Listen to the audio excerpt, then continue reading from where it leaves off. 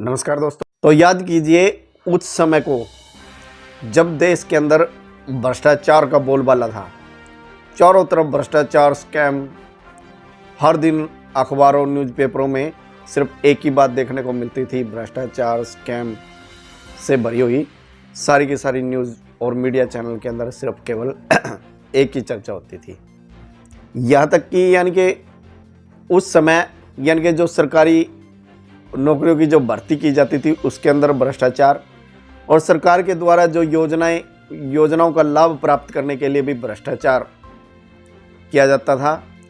और यहाँ तक कि रसोई गैस भरवाने में भी भ्रष्टाचार, और रसोई गैस कनेक्शन लेने में भी भ्रष्टाचार, यानी कि हर जगह भ्रष्टाचार का बोलबाला हो चुका था हमारे देश के अंदर।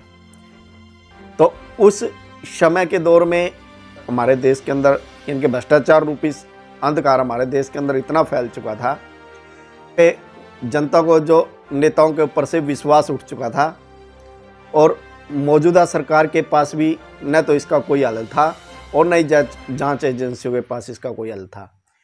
यानी कि इस भ्रष्टाचार से यानी कि जनता इतनी परेशान हो चुकी थी। तो हमारे देश के अंदर जो भ्रष्टाचार रूपी जो अंधकार हमारे देश के अंदर जो फैला हुआ था, उस अंधकार को दूर करने की एक किरण यानी कि एक उम्मीद की किरण नजर आई, और वो थी अन्ना हजारे के रूप में।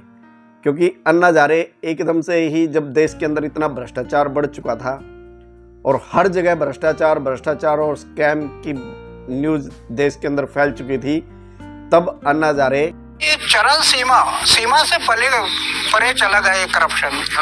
कहीं पर भी जगह नहीं, और मैं तय किया कि बस अभी प्राण चला गया परवाह नहीं, लेकिन इसके बारे में एक आंदोलन करना है बोलकर मैं दिल्ली में कहना था कि यदि देश के अंदर से भ्रष्टाचार को खत्म करना है तो उसका सिर्फ एक ही रास्ता है, लोकपाल बिल।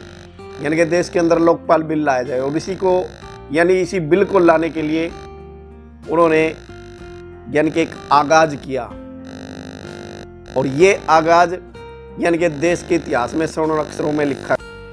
आखिरकार वो दिन आ ही गया कि 5 अप्रैल 2011 को जन लोकपाल बिल के लिए शुरुआत हुआ अन्ना हजारे का अनशन।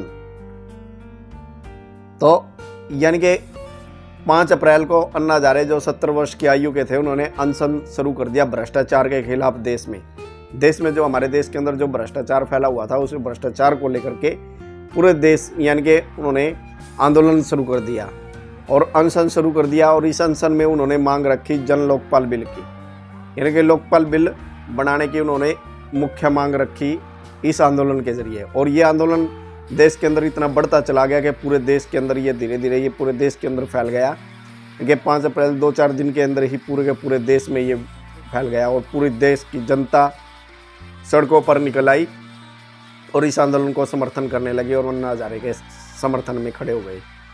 तो आंदोलन से पूरी सरकार डगमगा गई, पूरी सरकार हिल गई।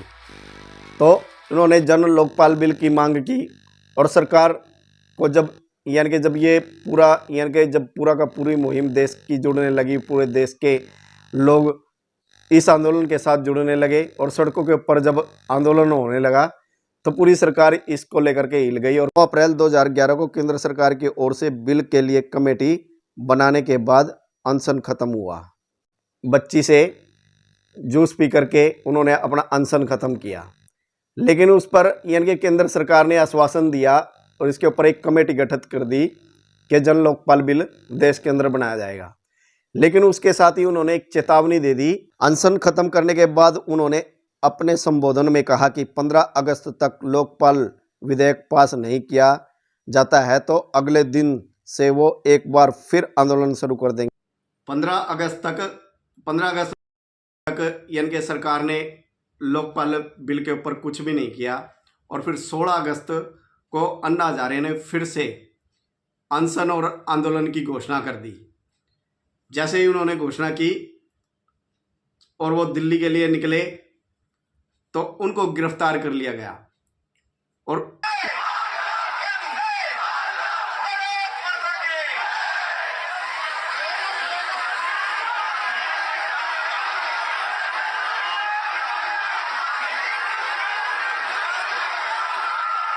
उसके साथ ही यानी कि पूरे देश के अंदर अन्ना के समर्थन में भीड़ उमड़ पड़ी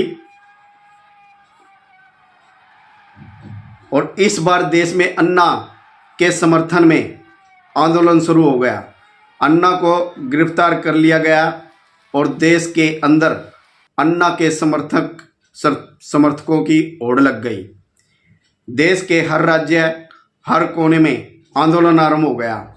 अन्ना के आंदोलन को किरण बेदी, कुमार विश्वास, अनुपम खेर, जनरल वीके सिंह, योगेंद्र यादव, प्रशांत भूषण व बाबा रामदेव जैसी हस्तियों का समर्थन प्राप्त हो गया था।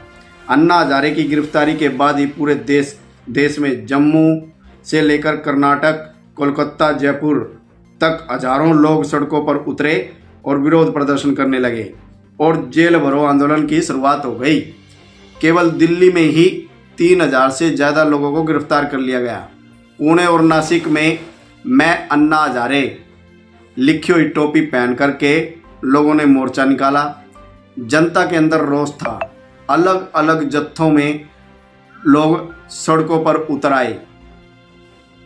यूपीए सरकार को झुकना पड़ा और 27 अगस्त को सरकार ने संसद में अन्ना की प्रमुख 3 मांगों पर बहस करवाई।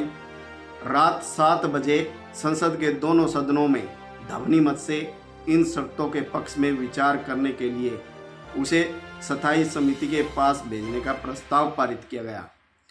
तो इस प्रकार से यानी कि आंदोलन का समापन हो गया। अन्ना हजारे ने अपना आंदोलन वापस ले लिया। इस आंदोलन से एक नए राजनीतिक किरदार का जन्म हुआ। तो साथियों, हम इसके ऊपर नेक्स्ट वीडियो में, अगली वीडियो में चर्चा करेंगे कि वो किरदार कौन था। तो आज की वीडियो में बस इतना ही। मिलते हैं फिर नई वीडियो में नए पार्ट के साथ। तो तब तक सभी दोस्तों को जय श्री राम, वंदे मातरम।